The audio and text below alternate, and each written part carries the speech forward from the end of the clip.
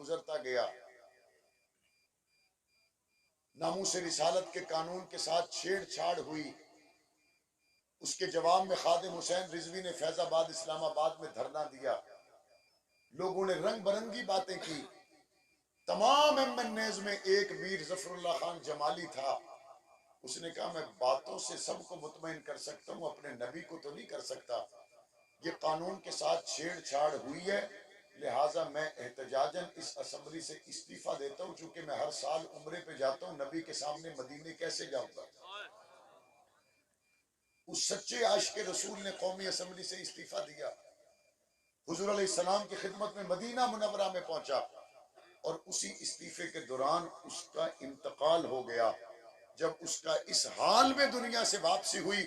میں نے کہا واہ علامہ اعظم طارق، آپ کے انتخاب کو سلام، ایک ایسے سچے عاشق رسول جن کو حضور سے ایسی محبت کہ وزارت عظمیٰ کے منصب تک رہنے کے باوجود حضور کی عزت کی بات آئی تو اسمبلی سے استعفیٰ دے کر گھر چلا آیا، اور اللہ کو وہ ادا پسند آئی، اسی عشق مصطفیٰ میں اٹھائے جانے والے قدم میں اس وزیر اعظم کو اللہ نے اپنے پاس بلا لیا۔ وہ صرف مولانا لوگوں کی بات نہیں، عشق رسول جس دل میں ہو، غازی علم الدین میں بھی ہو، اللہ اس کو اونچا کر دیتا ہے۔ یہاں پہ جو مل لگتا ہے وہ غلامی مصطفیٰ کی وجہ سے لگتا ہے، اور کتنا لگتا ہے۔ غلام ابن غلام حبشے کا کالا بلال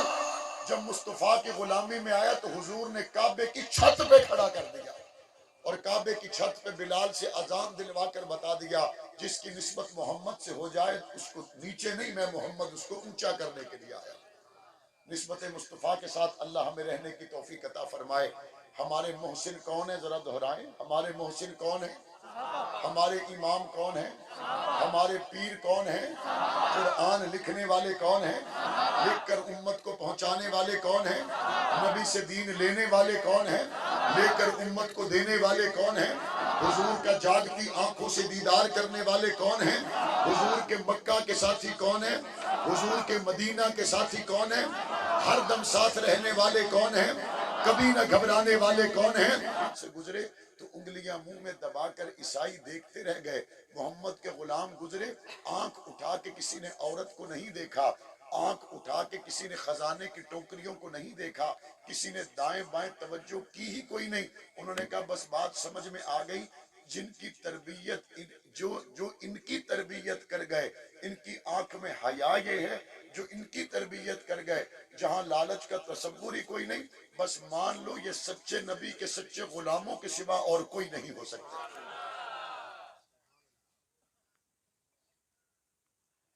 یہ سچے نبی کے سچے ماننے والوں کے علاوہ اور کوئی نہیں ہو سکتے۔ اللہ کے رسول نے ان کی تربیت کیسے کی، اللہ کے رسول نے ان کو تیار کیسے کیا، ان کو پروان کیسے چڑھایا کہ پاک پیغمبر صلی اللہ علیہ وسلم کے قدموں میں بیٹھنے والے سیدنا عمر فاروق رضی اللہ تعالیٰ عنہ خود اپنے بارے میں یہ کہا کرتے تھے کہ میں تو وہی عمر ابن خطاب ہوں جس کو اونٹ چرانے کا سلیقہ نہیں تھا، محمد کے قدموں میں آیا 22 لاکھ مربع میل کی حکومت چلا رہا ہوں۔ پاک پیغمبر کے قدموں میں آنے سے پہلے انداز اور ہے، اور پاک پیغمبر کے قدموں میں آنے کے بعد اللہ نے شان یہ عطا کی کہ عمر ابن خطاب مدینے کی گلیوں میں پہرے دیتے ہوئے نظر آئے۔ شان اللہ نے یہ عطا کی، اگر کسی عورت کے بچے رو رہے ہیں تو بیت المال سے جا کر اس کے بچوں کے لیے کھانا پینا خود اپنے کندھوں پہ لاد کر لائے۔ ساتھ غلام نے کہا میں اٹھا لوں، کہا نہیں، وَلَا تَزِرُ وَازِرَةٌ وِزْرَ أُخْرَىٰ، قیامت کے دن بھی اپنا بوجھ میں نے خود اٹھانا ہے، آج بھی تم مجھے میرا بوجھ خود اٹھانے دو۔ اور پاک پیغمبر کی تربیت اور صحبت اور نسبت مصطفیٰ کا اثر ان میں پھر دنیا نے دیکھا۔ جب بیت المقدس کی طرف سیدنا عمر فاروق رضی اللہ تعالیٰ عنہ روانہ ہوئے، یہ سرکاری سفر تھا، چاہتے تو جاہو جلال کے ساتھ جاتے، لاؤ لشکر کے ساتھ جاتے، لیکن عمر ابن خطاب نے بیت المال سے ایک غلام لیا، ایک سواری لی، اور اس سواری کے اوپر جب کھانے پینے کا سامان رکھا تو بیٹھنے کی ایک بندے کی جگہ بچی، تو کیا طے کیا؟ یہ طے نہیں کیا کہ دونوں اکٹھے سوار ہو جائے، کہا نہیں، اگر دونوں اکٹھے سوار ہوں گے تو سواری پہ ظلم ہوگا، ایک سوار ہو، اچھا دوسری سواری ساتھ لے جاؤ، کہا نہ دوسری سواری ساتھ لے کے جاؤں تو یہ مسلمانوں کا مال ہے، اس میں اسراف نہیں کر سکتا، جناب عمر فاروق رضی اللہ تعالیٰ عنہ مشہور واقعہ جب روانہ ہوئے، غلام سے یہ کہا چند قدم میں چلوں گا تم سوار ہونا، پھر ایک منزل میں سوار رہوں گا تم پیدل چلنا۔ چلتے چلتے بیت المقدس کے قریب پہنچے، سوار ہونے کی باری غلام کی آ گئی اور پیدل چلنے کی باری عمر بن خطاب کی آ گئی۔ اب یہاں ذرا غور کیجئے، پاک پیغمبر کی صحبت میں بیٹھ کر انصاف سیکھا فاروق اعظم نے، پاک پیغمبر کی صحبت میں بیٹھ کر عدل سیکھا فاروق اعظم نے، اور وہ نظر کیسے آیا، کہیں غلام سوار ہے اور کہیں آقا سوار ہے، کبھی غلام پیدل کبھی آقا پیدل۔ حضور علیہ السلام سے یہ عدل جناب عمر فاروق نے سیکھا۔ جب قریب پہنچے تو پیدل چلنے کی باری آقا کی آ گئی، سوار ہونے کی باری غلام کی آ گئی۔ غلام نے کہا میں پیدل چلتا ہوں، آپ سوار ہو جائیں۔ عمر ابن خطاب نے کہا نا ایسا نہیں ہو سکتا، باری تمہاری ہے، سوار تم نہیں ہونا ہے۔ یہاں پہ اس شاہ کے مصطفیٰ، اس شاہ کے صدیق اکبر کے لیے ایک اور جملہ بھی تحفتاً دیتا چلوں۔ اگر ہم نے اس بات کو مانا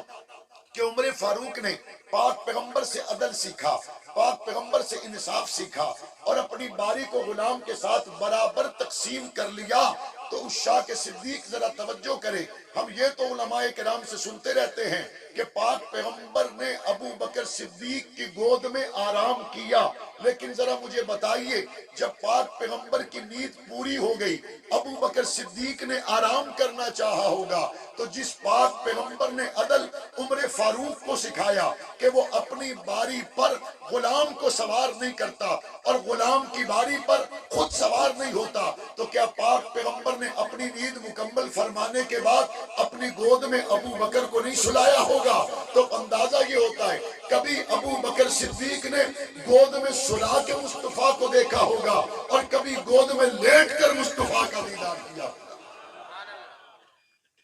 حضور نے جو عدل و انصاف سکھائے، حضرت عمر ابن خطاب جب بیت المقدس کے باہر پہنچے،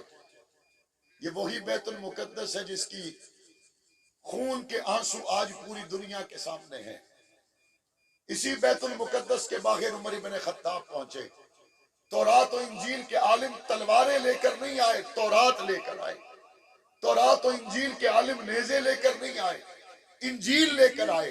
ایک نظر عمر ابن خطاب کو دیکھتے ہیں اور ایک نظر تورات کو دیکھتے ہیں، اور کہا ہزاروں سال سے جو عمر تورات میں تھا آج میدان میں ہے۔ چابیاں حوالے کر دی عمر ابن خطاب کے ذریعے۔ اللہ نے پہلے کعبے کا در کھلوایا، بعد میں بیت المقدس کا در عمر ابن خطاب کے ہاتھوں میرے رب نے کھلوایا۔ پاک پیغمبر کی آمد سے پہلے، پاک پیغمبر کی تشریف آوری سے پہلے حضرت ابراہیم علیہ السلام نے کعبۃ اللہ کو تعمیر کی۔